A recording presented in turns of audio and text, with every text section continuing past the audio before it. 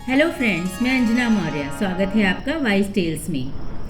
सोचो एक पल, आपका सबसे बड़ा दुश्मन आपके सामने खड़ा है और अचानक उसकी आवाज़ बंद हो जाती है, उसके हाथ रुक जाते हैं, उसकी सारी शक्ति खत्म। यह कोई मूवी सीन नहीं है, यह है माँ बगलामुखी का चमत्कार। आज हम बात करेंगे उस देवी की जो सिर्फ एक हाथ उठाकर दुश्मन को निशब्द कर देती हैं। 10 महाविद्याओं में से एक, सबसे पावरफुल, सबसे जागृत, ये है माँ बगलामुखी। नाम सुनते ही मन में एक अलग सी शक्ति आती है ना। संस्कृत में बगला आया है वल्गा से, जिसका अर्थ होता है लगाम या ब्रिडल, यानी वो शक्ति जो रोक दे, नियंत्रित कर दे। और यही तो है उनका स्वरूप। स्तंभन की देवी। स्तंभन मतलब रोक देना, दुश्मन की बुद्धि, उसकी बोली, उसका कदम, सब कुछ। यह 10 महाविद्याओं में से 8वीं महाविद्या है और इन्हें कहते हैं पीतांबरा देवी, क्योंकि पीला रंग तो इनका है। इनकी पहचान है, इनकी शक्ति का रंग है। अब आते हैं उस कथा पर जब इन देवी का प्राकट्य हुआ। बहुत बहुत पुरानी बात है। एक बार इस सृष्टि में ऐसा भयंकर तूफान आया, महावता, कि पूरा ब्रह्मांड कांप उठा। पानी ही पानी, आंधी ही आंधी। देवता घबरा गए, ऋषि मुनि व्याकुल हो गए। लगा कि अब सब कुछ खत्म हो जाएगा। तब भगवान विष्णु ने सौराष्ट्र क्षेत्र में जाके एक पवित्र सरोवर के पास तपस्या की। हरिद्रा सरोवर मतलब हल्दी का सरोवर। सोने जैसी पीली हल्दी से भरा एक पवित्र कुंड। और एक तपस्या के जवाब में उस पीले सरोवर से एक तेज प्रकाश उभरा। देवी प्रकट हुई, पीले वस्त्रों में पीली माला पहने, हल्दी की सुगंध से लिपटी हुई। और एक पल में वो तूफान थम गया, सृष्टि बच गई। यही है माँ बगलामुखी, संकट के सबसे गहरे अंधेरे में भी जो प्रकाश ले आए। पीले रंग। अब जरा आंखें बंद करो और सोचो उनका स्वरूप।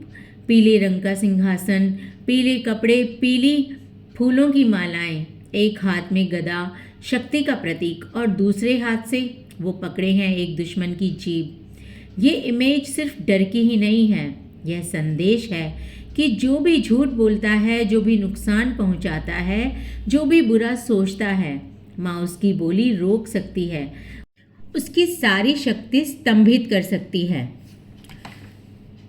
अब बात करते हैं उन कुछ जागृत मंदिरों की। सबसे पहले आता है दतिया, मध्य प्रदेश। यहाँ का बगलामुखी मंदिर पूरे देश में सबसे जागृत माना जाता है। कहते हैं यहाँ जो सच्चे मन से मांगता है, माँ सुनती ज़रूर हैं। खासकर कोर्ट केसेस और दुश्मनों से मुक्ति के लिए लोग दूर दूर से आते हैं। फिर आता है नालखेड़ा, यह भी मध्य प्रदेश में है और यहाँ पूजा विधि बहुत ही स्ट्रिक्ट और तांत्रिक परंपरा से होती है। और कांगड़ा, हिमाचल प्रदेश, पहाड़ों की गोद में बसा यह मंदिर जो शक्तिपीठ से भी जुड़ा माना जाता है। वहाँ का एटमॉस्फेयर ही अलग है। पहुँच जाओ तो लगता है माँ खुद सामने खड़ी है। और अगर हम बात करें पूजा विधि की तो देखो, ये है श्री विद्या, 10 महाविद्याओं में से 8वीं विद्या। और इनकी पूजा करना, इनकी जो भी तरीके होते हैं पूजा करने के, वो बहुत ही स्ट्रिक्ट होते हैं।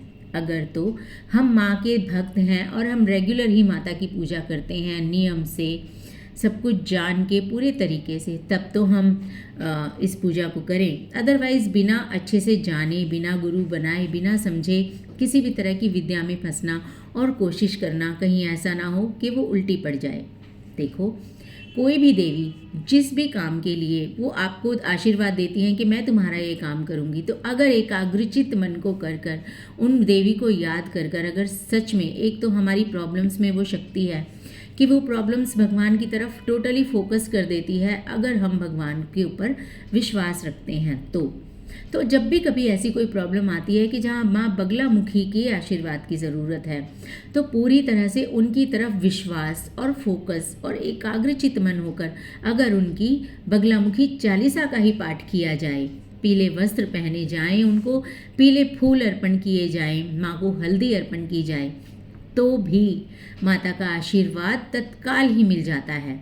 चाहे कोर्ट केस हो, किसी से लड़ाई झगड़ा चल रहा हो, चाहे कोई आपको अपनी बुरी तांत्रिक शक्तियों से ही परेशान कर रहा हो, आपके घर में कोई नेगेटिविटी ही क्यों ना हो, ऐसी सभी चीज़ों के लिए माँ बगलामुखी की माँ जो चालीसा है वो बहुत ही कारगर है। आप उसे पढ़ सकते हैं और माता का आशीर्वाद ले सकते हैं।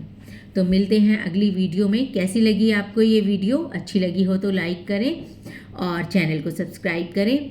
आज है माँ बगलामुखी का जन्मदिन और कल है माँ मातंगी का जन्मदिन, तो कल हम जानेंगे माँ मातंगी के बारे में। तो बने रहिए, जुड़े रहिए। मिलते हैं अगली वीडियो में। धन्यवाद।